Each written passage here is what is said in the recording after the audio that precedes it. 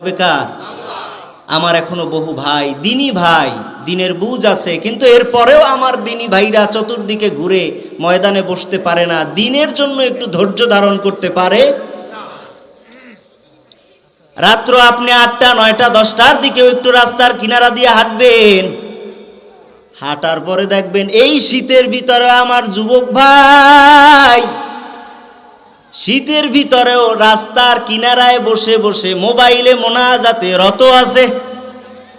মাহফিলে আপনি ডাকবেন, কয় ঠান্ডার ভিতরে বসা যায় না, রাস্তার কিনারায় যে বসলা ওই জায়গায় কোন গরম তুমি পাইছিলা। আল্লাহ কোরআন কারিমে বলে ওয়াদারু যাহিরাল ইসমি ওয়া বাতিনা, ও দুনিয়ার আমার মানুষ বড় আদর করে বানাইছিলাম, চেহারার দিকে একটু তাকাইছনি, কখনো খেয়াল করছনি? তোমার কত সুন্দর চেহারা আল্লাহ দিয়েছে, কত সুন্দর হাত, কত সুন্দর পা, কত সুন্দর কথা বলার জবান, চোখ দিয়া দেখার জন্য কত সুন্দর চোখের পাওয়ার, এত কিছু নেয়ামত তোমারে দিলাম, কান দিয়া শোনার মতো শ্রবণ শক্তি আমি আল্লাহ তোমাকে দান করেছিলাম। এখন দুনিয়ার জমিনে হয়তো তুমি বুঝতে পারো না, হিসাব দেওয়ার সময় হয় নাই, এমন একদিন আসবে সব কিছুর হিসাব বান্দা তোমাকে দেওয়া লাগবে, ঠিক কি না? এজন্য আল্লাহ বলেন ওয়াদারু যাহিরাল ইসমি ওয়া বাতিনা, ও বান্দা দুনিয়ার জমিনে চলতে গিয়া জাহের প্রকাশ্যে এবং বাতেন গোপনে কোনো গুনাহ যেন তোমার দ্বারা না হয়। কি না হয়? কথাটা বুঝেন নাই? কি না হয়? গুনাহ যেন না হয়। কিন্তু আমরা জমিনে চলতে গিয়া নেকের কাজ বেশি না গুনাহের কাজ বেশি? কিসের কাজ বেশি? গুনাহ বেশি। কেমনে কয়? কদমে কদমে গুনাহ, আমাদের এত বেশি গুনাহ, নিজের দোষ কখনো দেখি না। বাঙালি বড় চালাক, বড় বুদ্ধিমান, নিজের দোষ স্বীকারই করতে চায় না। কি কয়? বাঙালি এত বুদ্ধিমান আর এত চালাক, নিজের দোষ কখনো স্বীকার করতে চায় না। অন্যের গায়ে কাদা এটা দেখা সহজ, কিন্তু নিজের যে কপালে কাদা এটা দেখা তত সহজ না। তুমিও তোমার গুনাহের জন্য মাগফিরাতের দরওয়াজায় গিয়া যখন হিসাব মিলাইবা, তখন দেখতে পারবা যে তোমার জীবনেও গুনার কোনো অভাব নাই। ভুল করি নাই এমন কোনো মানুষ আসেনি এখানে? আমার জীবনে কোনো ভুল নাই এমন কেউ আসেননি? একটু হাত দেখতে চাই, বলেন লিল্লাহে তাকবীর। ভুল আছে সবার? সবার যদি ভুল থাকে, নবী বলে কুল্লু বানি আদম খাত্তাউন ওয়া খায়রুল খাত্তাইনাত তাওয়াবুন, প্রত্যেক বনি আদমের ভিতরেও ভুল আছে, ভুল আছে, ভুল আছে, কিন্তু এই ভুল করনেওয়ালা বান্দাদের ভিতরে ওই বান্দাটা উত্তম, যেই বান্দা ভুল করার পরেও আল্লাহর কাছে গিয়া কয় হে মালিক আমি বান্দাটা ভুল করেছি, আপনি মাফ করে দেন। ভুল করে নাই এমন কোনো মানুষ নাই, তবে ভুলের জন্য যখন অনুতপ্ত হবে আন্নাদামু তাওবা, নবী বলেন অনুতপ্ত হওয়াটাই হলো তাওবা। ভুল করে নাই এমন কোনো মানুষ ময়দানে নাই, বরঞ্চ নবী তো বলছে বনি আদমের ভিতরে ভুল নাই এমন কোনো বনি আদম নাই। কোরআন কারীমের আয়নায় যখন নিজেকে নিয়ে দাঁড় করাবেন, ওখানেও গিয়া দেখবেন আমার আল্লাহ তাআলা কোরআন কারীমের ভিতরেও নবীদের তাওবার কথা উল্লেখ করেছে, কি করে নাই? আদম নবীর তওবা, নূহ নবীর তওবা, মূসা নবীর তওবা, এদের গুনার জন্য কেউ তওবা করে নাই। কোন নবীর কোনো গুনাহ নাই, সব নবীরা মাসুম, কোন নবী কোনো ভুল করছেনি। বুঝেন নাই? কোন নবীর কোনো গুনাহ আছে? কোন নবীর গুনাহ নাই, সব নবীরা নিষ্পাপ। এরপরেও সেই নবীরা পর্যন্ত তওবা করেছি, কোরআনে আছে না নাই? আপনি আমি যে বসে আছি কোনো ভুল নাই বইলা না, না, তবে বলবেন নবীদের গুনাহ নাই তো নবীরা কেন তওবা করলো? কয় নবীরা এমনিতেই তওবা করে নাই। তওবা করলে বান্দার মর্যাদা আল্লাহর দরবারে বেড়ে যায়। তওবা করলে বান্দা দুশ্চিন্তা মুক্ত হওয়া যায়। তওবা করলে বান্দা এমন রাস্তায় তোমার ঘরে রিজিক আসবে যেটা কল্পনাও করা যায় না। তওবা করার ফজিলত কি কয়? তওবা করলে দুশ্চিন্তা পেরেশানি মাথা থেকে অটোমেটিক দূর হয়। সুবহানাল্লাহ পড়েন। দুশ্চিন্তা নাই এমন একজন মানুষ পাওয়া বড় কঠিন না সহজ। সবার মাথায় পেরেশান, ঘরে শান্তি নাই, খাবারে শান্তি নাই, ঘুমানো শান্তি নাই, রাস্তায় চলতে শান্তি নাই, কামাই রুজিতে শান্তি নাই, শান্তি নাই আর শান্তি নাই। এত দুশ্চিন্তা পেরেশানি কেন? কয় বান্দা তোমার ভিতরে তওবা নাই, এই জন্য দুশ্চিন্তা তোমারে ছাড়ে না। বুঝলেন নি? গুনাহ কইরাও বলি আমার থেকে বড় কেউ নাই। তওবা করার যে একটা মুড সেটাই তো ভিতরে কখনো আসে না। আমি যে তওবা করব চিন্তাও করি না, আমি যে গুনাহগার। আদম নবীর কোনো গুনাহ নাই। যদি আদম নবী কয় রব্বানা যালামনা আনফুসানা ওয়া ইল্লাম তাগফির লানা ওয়া তারহামনা লানাকুনান্না মিনাল খাসিরিন। শীতে জৈমা গেছেন? আর একবার তাকবীর দেই, লিল্লাহে তাকবীর। জমা যাইবে না, মাঠ থাকবে গরম, ঠিক কি না? মুসলমানের ইমানের পাওয়ার আছে না নাই? আর একবার আসতে বলেন লিল্লাহে তাকবীর। আশেপাশে যত শয়তান আছে আগে শয়তান তাড়ানো লাগবে, এরপরে বসা লাগবে, ঠিক কি না? ক্ষেতের ভিতরে আগাছা থাকলে ধান ভালো হয় না খারাপ হয়? তো আগাছা যদি ভিতরে থাকে তাহলে সমস্যা আছে না নাই? আবার একবার তাকবীর বলি, লিল্লাহে তাকবীর। ইমানের পাওয়ার আছে না নাই? যে কথা বলতেছিলাম, আদম নবীর কোনো গুনাহ নাই, নূহ নবীর কোনো গুনাহ নাই, পয়গম্বর মুহাম্মদ আরাবির কোনো গুনাহ নাই, এরপরও তারা তওবা করে। কেন তওবা করা হয়? কয় নবীরা এই জন্য তওবা করে, এরা গুনার জন্য তওবা করে না, বরঞ্চ এরা তওবা করে যাতে করে এদের মর্যাদা আল্লাহ তাআলা বাড়ায়া দেয়। কিসের জন্য? মর্যাদা বাড়ানোর জন্য নবীরা তওবা করে। আদম নবী তওবা করেছে, আমরাও মোনাজাতে বলি কিনা রব্বানা যালামনা আনফুসানা ওয়া ইল্লাম তাগফির লানা ওয়া তারহামনা লানাকুনান্না মিনাল খাসিরিন। ও আল্লাহ, আমি আমার নিজের উপরে জুলুম করেছি, আপনি আমাকে মাফ এবং রহম যদি না করেন তাহলে আমি তো ক্ষতিগ্রস্তদের অন্তর্ভুক্ত হয়ে যাব। মোনাজাতে বলি কিনা? তা আদম নবী তওবা করলেন। এবার নূহ আলাইহিস সালাতু ওয়াস সালাম সে নিজেও তওবা করেছেন। নূহ নবী আলাইহিস সালাতু ওয়াস সালাম তওবা করে কয় রব্বি গফিরলি ওয়ালি ওয়ালিদাইয়া ওয়ালিমান দাখালা বাইতিয়া মুমিনাও ওয়ালিল মুমিনিনা ওয়াল মুমিনাত ওয়ালা তাজিদিয যালিমিনা ইল্লা তাবারা। আল্লাহু আকবার। নূহ নবীও কয় আল্লাহ আপনি আমারে মাফ করে দেন, আমার মা বাবারে মাফ করে দেন, কালেমা নিয়ে যারা আমার ঘরে ঢুকছে এদের মাফ করে দেন, মুমিন নর নারীদেরকে আপনি মাফ করে দেন, আর কাফেরদের জন্য আপনি ধ্বংস আরো বাড়ায়া দেন। কি দোয়া করে?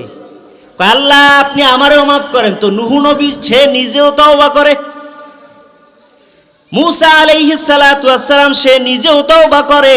সব নবীদের তওবার কথা আল্লাহ কোরআন কারিমে কেন তুলে দিয়েছে? কয় এই জন্য তুলে দিলাম, আমার নবীদের কোনো গুনাহ নাই, এরাই যদি ইস্তেগফার করে তওবা করতে পারে। ও বনি আদম, তোমার তো গুনাহ ছাড়া কদম নাই, তাহলে তোমার তো আরো বেশি তওবা করা দরকার, ঠিক কি না? আরো আসতে বলেন, ঠিক কি না? এ জীবনে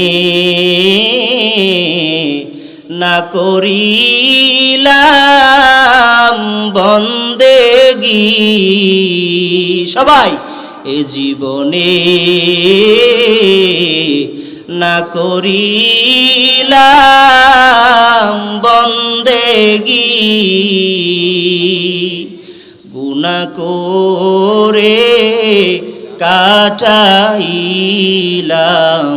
জিন্দেগি গুনাহ করে কাটাইলাম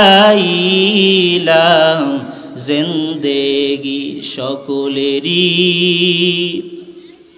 দরজা হইতে ফিরিয়া সকলেরই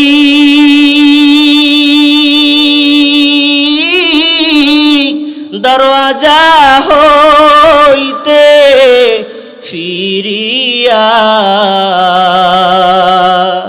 আপনারও রোজায় রইলাম পড়িয়া আপনারও রোজায় রইলাম পড়িয়া আপনি যদি মাফ না করিন বান্দারে আপনি যদি মাফ না করেন বান্দারে বলেন আপনার বান্দা যাবে কারদারে বলেন আপনার বান্দা যাবে কারদারে এরে নবীর উম্মতের দল জীবনে গুনাহ নাই এমন তো কোনো মানুষ নাই জীবনে কোনো পাপ নাই এমন তো কোনো মানুষ নাই জীবনে মিথ্যা বলি নাই এমন কোনো মানুষ প্যান্ডেলে বসি নাই জীবনের ভিতরে গীবত নাই এমন কোনো মানুষ প্যান্ডেলের ভিতরে বসি নাই এই জীবনে অন্যের দোষ সমালোচনা করি না এমন কোনো বান্দা হয়তো প্যান্ডেলের ভিতরে বসি নাই এরে নবীর উম্মতের দল যুবক ভাই আজ মাহফিল জমিনে আজকে বাস্তবায়ন হইতেছে তুমি আজও আসতে পারলা না ওরে আমার বাবা আজকে তোমাকে এত কষ্ট কইরা আয়োজন কইরা বসানোর চেষ্টা এরপরও তুমি বসতে পারলা না এমন একদিন আসবে তুমি কান্না করার চেষ্টা করবা কিন্তু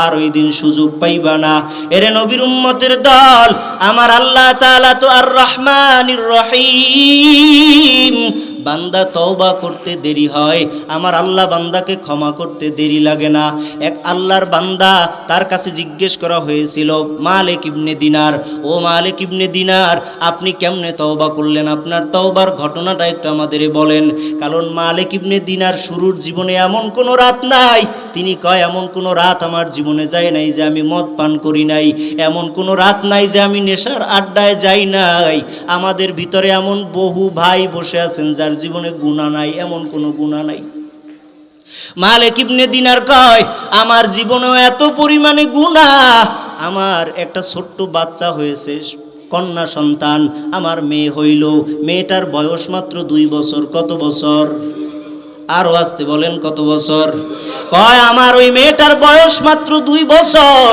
আমি মদ নিয়ে যখন বার থেকে আমার ঘরের ভিতরে ফিরতাম আমার হাতে ওই দিনকা মদের বোতলটা থাকতো আমি আইনা যখন টেবিলের উপরে মদের বোতলটা রাখতাম আর আমার ওই ছোট্ট সন্তানটা আমার কোলে জড়াইয়া আসতো আইসা জিজ্ঞেস করতো আব্বা জান তুমি কেন এই গুনার আড্ডায় যাও তোমার কি এখনো ফেরার সময় হয় নাই কয় ও এলাকাবাসী শুনো আমার ওই সন্তানটা হাতের থেকে মদের বোতলটা প্রায় নিয়ে ফেলে দিত খাইতে দিতে চাইতো না নেশা আমাকে করতেই দিতে চাইতো না 2টা বছর শেষ 2 বছর যেতে না যেতে হঠাৎ আমার ওই মেয়েটা একদিন আল্লাহর ডাকে সাড়া দিয়ে কবর জগতে চলে গেল বাবার জন্য মেয়েদের এত দিলে মায়া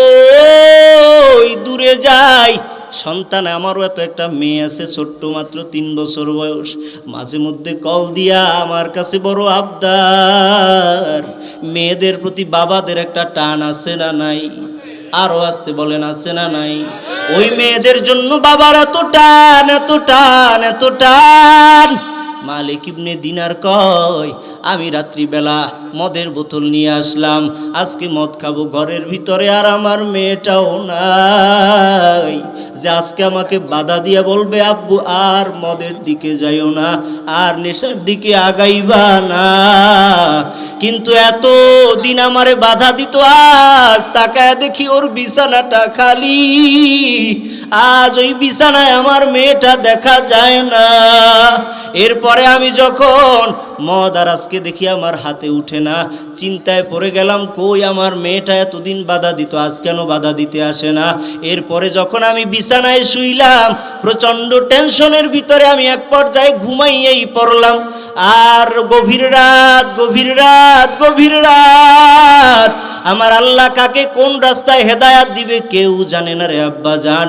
অনেকে চিন্তা করে প্রধান বক্তার আলোচনা শুই না হেদায়াত পাওয়া যাইব, জানি না বাবা, যদি কপালে থাকে তুমি পাইবা। কিন্তু সন্ধ্যার পর থেকে যে আলেমরা কথা বলল, তুমি কেন বসলা না রে আব্বা জান? জানো না তো কার কোন কথায় দিলের ভিতরে হিট করবে, তুমি জান্নাতি হয়ে যাইবা। খাঁটি তওবা করে নিজের জীবনটাকে পরিশুদ্ধ করে নিবা। এবার মালিক ইবনে দিনার রহমাতুল্লাহি আলাইহি বলে, আমি ঘুমের ভিতরেই যখন চলে গেলাম, হঠাৎ কইরা ঘুমের ভিতরে আমি স্বপ্নের ভিতরে দেখতেছি কিয়ামতের মাঠ কায়েম হয়ে গেছে। এমন কিয়ামতের মাঠ কায়েম হয়ে গেছে, আমি চতুর্দিকে দৌড়াই, দিক বেদিক হয়ে দৌড়াইতেছি কিয়ামতের ময়দান। আর আমি হঠাৎ করে তাকায়া দেখি যেই ঘুমের ভিতরে কিয়ামতের মাঠ, আমার পেছনে বড় একটা অজগর আমাকে তাড়া করতেছে। আমিও সামনের দিকে দৌড়াই, অজগরও আমার পেছনে পেছনে দৌড়ায়। কিছু দূর যাওয়ার পর আমি তাকায় দেখি এক বৃদ্ধ, বড় বৃদ্ধ মানুষ, যার শরীর চলে না, বৃদ্ধ হয়ে গেছে। আমি গিয়ে তার কাছে আশ্রয় চাইলাম, হে বৃদ্ধ, আমাকে একটু আশ্রয় দাও, আশ্রয় দাও, আশ্রয় দাও। কারণ পিছনে আমাকে একটা সাপ তাড়া করতেছে, কিয়ামতের ময়দান, কেউ বাঁচানোর নাই। বৃদ্ধ এবার ডাক দিয়া কয়, এ মালিক ইবনে দিনার, তুমি এতটাই যে দুর্বল, আমি এতটাই যে দুর্বল, তোমাকে যে সাপের থেকে বাঁচাবো কোনো সুযোগ আমার নাই, বরঞ্চ আমি বড় দুর্বল হয়ে গেছি। বরং তুমি সামনের দিকে আগাও, যদি বাঁচতে চাও সামনের দিকে দৌড়াইতে থাকো, সামনের দিকে দৌড়াও। মালিক ইবনে দিনার বলে, আমি সামনের দিকে দৌড়াইতে দৌড়াইতে দৌড়াইতে দৌড়াইতে পাহাড়ের উপরে উঠে গেলাম। গিয়া দেখি ওইখানে এমন একটা কিনারায় গিয়া দাঁড়াইলাম, আমার সামনেই দেখি জাহান্নামের আগুন। আমি আমার সামনে আগুন দেখে আমি অচেতন হয়ে যাওয়ার উপক্রম। কেমনে আমি সামনেও যাইতে পারি না, পিছনেও সাপ।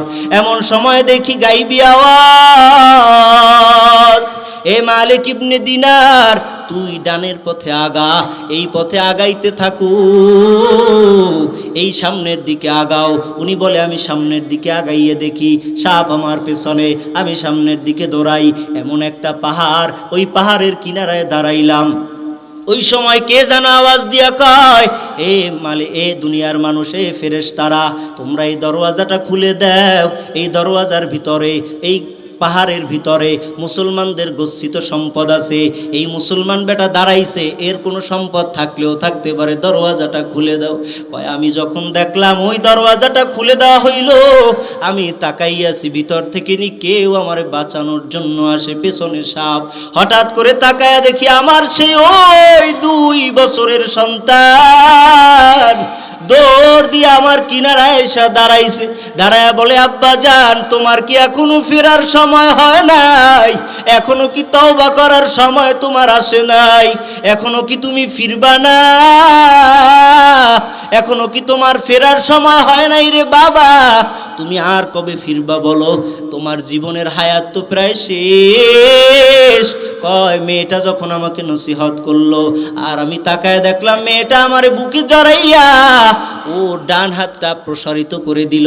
সাপটা ওর হাত দেখা মাত্র পেছনের দিকে দৌড়ায়। আমি মেয়েটাকে জিজ্ঞেস করলাম, আম্মা জান, কি ঘটনা আমার জীবনে ঘইটা গেল? আমি তো বড় অবাক। এবার মেয়েটা ডাক দিয়া কয়, আব্বা জান, পথে যে বৃদ্ধর সাথে তোমার দেখা, ওই বৃদ্ধকে তো তুমি চিনতে পারো নাই। ওই বৃদ্ধ হচ্ছে তোমার নেক আমল। তোমার নেক আমল এতটাই যে দুর্বল, এই দুর্বল আমল নিয়ে তুমি আর বাবা সামনের দিকে আগাইতে পারবা না। তোমার নেক আমল এতই দুর্বল যে তোমার জাহান্নাম থেকে বাঁচাতে পারবে না। এরে আব্বা জান, দুনিয়ার জমিনে তো সময় আর কতদিন বাকি আছে বলো? তুমি কি আর কতদিন বাঁচবা জানা নাই? এরে আমার বৃদ্ধ বাবা, যুবক ভাই, আর বলো হায়াতের জিন্দেগিতে কতদিন তোমার বাকি আছে, আর কত গুনাহ করলে পরে তুমি এই গুনাহ থেকে ফিরতে পারবা। তুমি কি চিন্তা করেছো আরো 70 বছর বাঁচবা? বাবা না না, একটু খেয়াল করে দেখো, গত বছর এই ময়দানে মাহফিল হয়েছিল, গত বছর এই ময়দানে মানুষ ছিল, ডানে বামে তাকাইলে নজর করলে দেখা যায় গত বছরের সেই অনেক আল্লাহর বান্দারা আর এখন নাই, তাদেরকে দেখাও যায় না।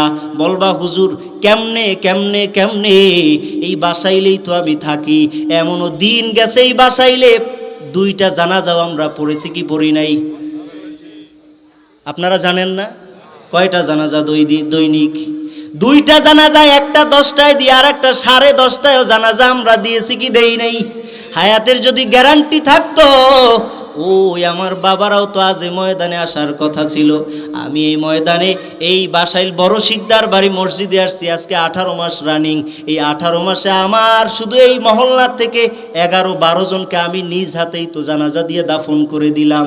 এরে নবীর উম্মতের দল, কয়দিন বাঁচবা হায়াতের জিন্দেগিতে, কে কতদিন আছো কেউ জানো না। অতএব এই জন্য আমি বলবো, জীবনের হায়াতের জিন্দেগি কতদিন পাই না না পাই জানি না, তবে আমাদের উচিত হবে এখনই আমাদের জীবনের অতীতের সব গুনার কথা মনে করে তওবা করা। কারণ তওবা না করিয়া যদি মরিয়া যাও, আমাদের অবস্থা বড়ই খারাপ হয়ে যাবে। কারণ কি আমরা বড় দুর্বল। অখলিকাল ইনসানু দাঈফা, আল্লাহ কয় আমি মানুষকে বানাইছি বড় দুর্বল করে। কেমন দুর্বল, কেমন দুর্বল। নিজের দিকে একটু তাকাই, আমি আমার কথা বলি, আপনি আপনার কথা চিন্তা করে দেখেন। নিজের দিকে তাকাইলেই তো বোঝা যায়। কারণ আমি আমার মতো মানুষটা, এই যে রৌদ্র ওঠে, রাত্রিবেলা ঠান্ডা আছে, দিনের বেলা রৌদ্রের তাপ, আমার মতো মানুষটা আধা ঘন্টা সময় রৌদ্রে থাকতে পারি না, কলিজা শুকায়া যাওয়ার উপক্রম। আমার মতো মানুষটা একটা মশার কাছেও বড় দুর্বল। মশার একটা কামড় সহ্য করার মতো ক্ষমতা আপনার আমার নাই। মশার থেকে বাঁচার জন্য আমরা ব্যবস্থা নিয়েছি কি নেই নাই? বুঝেন নাই কথা? মশার থেকে বাঁচার জন্য আমাদের মশারির ব্যবস্থা আছে, অ্যারোসেল আছে, কত স্প্রে ব্যবহার করি মশার থেকে বাঁচার জন্য। রৌদ্রের তাপ থেকে বাঁচার জন্য গাছের ছায়ায় দৌড়াইয়া যাই।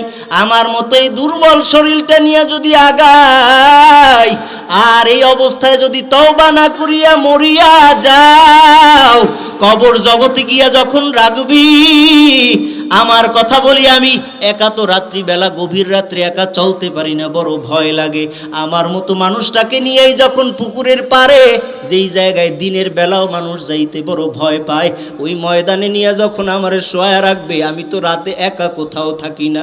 আমার ঘরের ভিতরেও যদি একা থাকতে হয়, লাইট বন্ধ করলে আমার দম বন্ধ হয়ে যায়। আমি রাত্রিবেলা একা চলতে পারি না। দিনের রোদের তাপ আমি সহ্য করতে পারি না, মশার কামড় আমি সহ্য করতে পারি না। বলে কেন? কয় আমি বড় দুর্বল। এই দুর্বল শরীরটা নিয়ে যখন কবরের দিকে তওবা ছাড়া আগাবো, যদি এই অবস্থায় তওবা না করি, আল্লাহ না করুন, যদি তওবা না করিয়া মরিয়া যাও, ওই কবরের ভিতরে নবী বলে জাহান্নামের আগুন, কবরের ভিতরে 99 সাপ ভরে যাবে। কবরের মাটির 2 পাশের চাপ সহ্য করার ক্ষমতা আমাদের কারো নাই। দুনিয়ার রোদ সহ্য করতে পারি না, মশার কামড় সহ্য করতে পারি না, মাটির চাপও আমরা সহ্য করতে পারবো না। এজন্য আল্লাহ তাআলা বলেন, ইয়া আইয়ুহাল্লাযীনা আমানু তুবু ইলাল্লাহি তাওবাতান নাসুহা। এ নবীর উম্মতের দল, আল্লাহ নিজেই ডাক দিয়া কয়, হে ঈমানদারেরা, তোমরা আল্লাহ তাআলার কাছে তওবা করো। কেমন তওবা? কয় তুবু ইলাল্লাহি তাওবাতান নাসুহা। কয় তওবায়ে নসুহা করো। তওবায়ে নসুহা কাকে বলা হয়? কয় তওবায়ে নসুহা হলো ওই তওবা, যেই তওবা করার পরে বান্দা, তওবা করার পরে যখন গুনার দিকে আগাইবা, যদি তোমার তওবাটা তওবায়ে নসুহা হয়, মনে রাখবেন কথাটা, যদি তওবাটা তওবায়ে নসুহা হয়। কোন তওবা? তওবাতুন।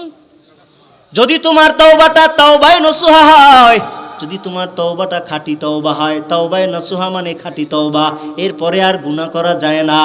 যদি তোমার তওবাটা তওবায়ে নসুহা হয়, তাহলে তওবায়ে নসুহা হলো এমন তওবা, যেই তওবাটা করার পর ওই তওবা যখন তুমি গুনার কাছে যাইবা, তওবায় তোমাকে নসিহত করবে। বুঝাইতে পারলাম না মনে হয়? তওবায়ে নসিহত কি? কয় যেই তওবা তুমি গুনার কাছে গেলে তোমাকে ওখানে বসে নসিহত করবে এই গুনাহ করা যাবে না, যখন এমনটা হবে তখন তোমার তওবাটা তওবায়ে নসুহ হবে। সুবহানাল্লাহ পড়ে। এই তওবা করতে পারছি, এখনই পড়ি আস্তাগফিরুল্লাহ আস্তাগফিরুল্লাহ আস্তাগফিরুল্লাহ। ময়দান থেকে যাওয়ার পথে কয় বিড়িটা দে, দে একটা টান দিয়ে লাই। কি কয়? দে বিড়ি দে একটা টান দে। এইখান থেকে যাওয়ার পরে কয় বক্তার আলোচনা ভালো লাগে না, আছে না নাই?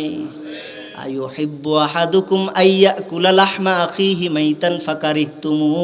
আল্লাহ কোরআনে কয় যদি কোনো বান্দা বান্দার গীবত করে সে যেন মরা ভাইয়ের গোশত খায়। এবার আপনি বলেন তো, মরা ভাই তো দূরের কথা, মরা গরুর গোশত কেউ খাবেননি এখানে? যাই না শুই না কেউ মরা ভাইয়ের গোশত খাবে? খায় না। মুসলমান তো বড় অ্যালার্ট, বড় চালাক। ঢাকার শহরে গেছে, গিয়া সেখানে কয় হালাল রেস্তোরাঁ কোনটা আছে, হালাল রেস্টুরেন্ট।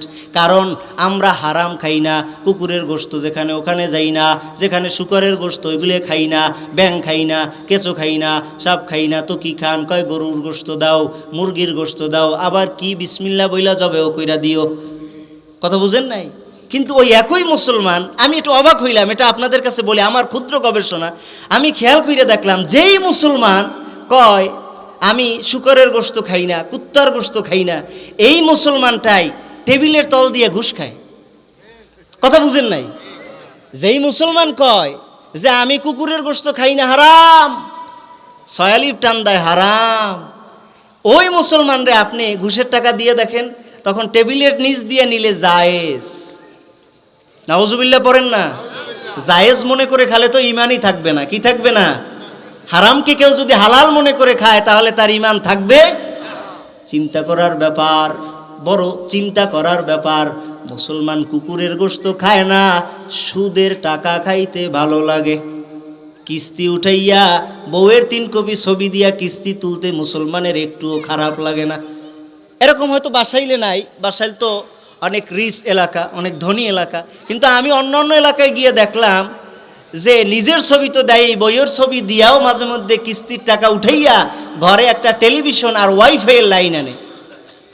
আবার কিস্তির টাকা সুদের টাকা আইনা কোরবানিও দেয় বড় গরু দিয়ে। কথা বুঝেন নাই? কিস্তির সাথে জড়িত, সুদের সাথে জড়িত।